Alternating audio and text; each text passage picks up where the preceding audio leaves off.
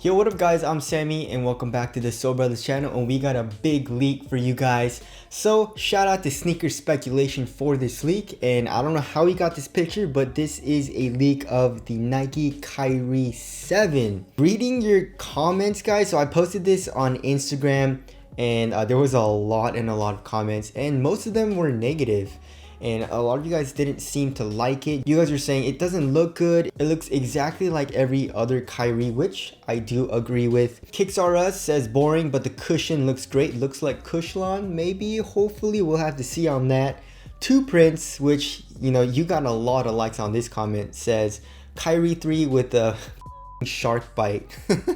And a lot of you guys did like that as well, which is funny. And then King Size or Says, yo, why they all look the same. Jay Seller says great, more mesh. Zella says looks like a Kyrie 3 with a little twist. I am Rulo the Tank says the same model year after year.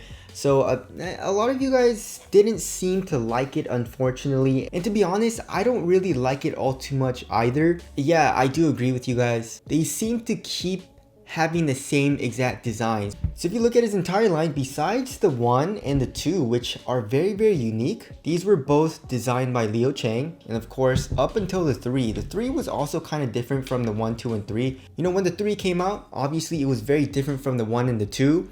But then since the 4, 5, and the 6, all of these look pretty much the same, with basically the same exact silhouette, you know, kind of like with this mid-cut kind of thing, the outsole curvature, the cushioning being not that nice, you know? And now that I think about it, I mean, right now I see it as kind of a bad thing, but, you know, Kobe's line kind of does the same exact thing.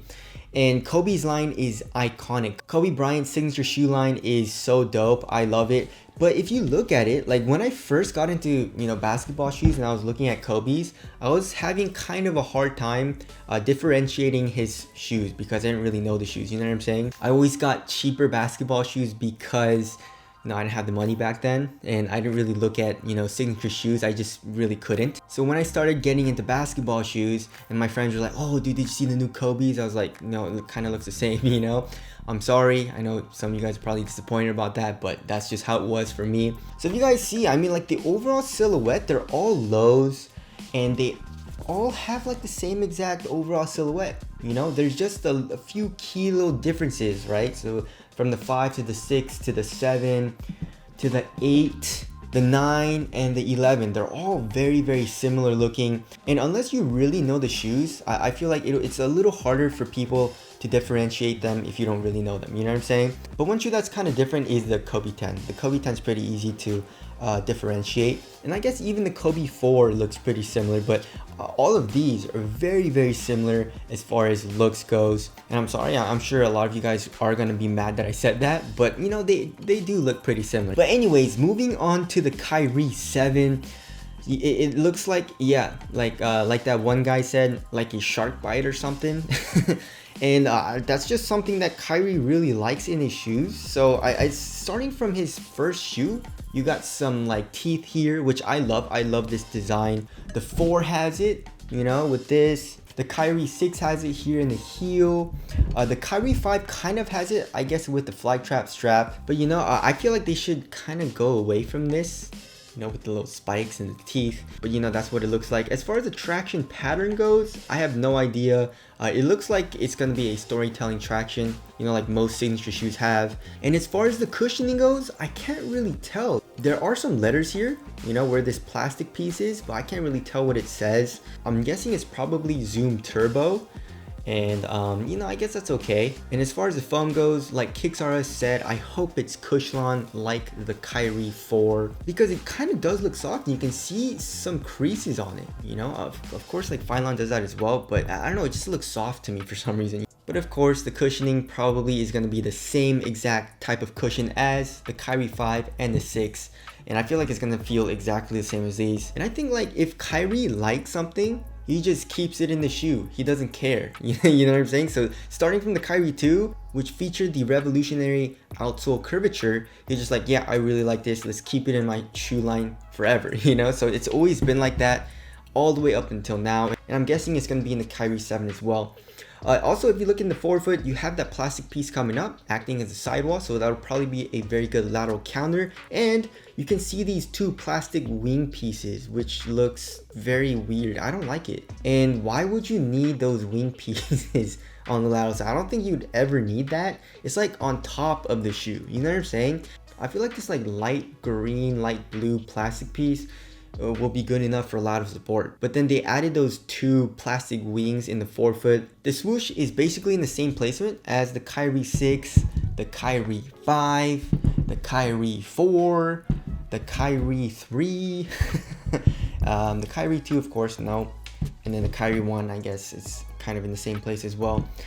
And as far as the materials go, it looks like a shit mesh, you know, and Kyries have never really had great materials. I mean, the Kyrie 4, 5, and 6 were like a mesh, very, very thin mesh as well. And you know, it broke in and it got pretty soft. And you know, like I didn't really mind it on foot. You know, like I said, it felt minimal and all that on foot, so it wasn't a huge deal, but I would love it if, you know, Kyrie had like a knit, a very nice fly knit or something, but I guess that's just something that he doesn't care about, and he probably just wants a supportive material. As far as the cut goes, it's not a low top. It actually seems a little bit higher than most of his shoes. It actually looks pretty damn high. Like if you look at the Kyrie 6, it's kind of just like a straight cut, you know? But then the Kyrie 7, it kind of looks like it comes up a little bit higher.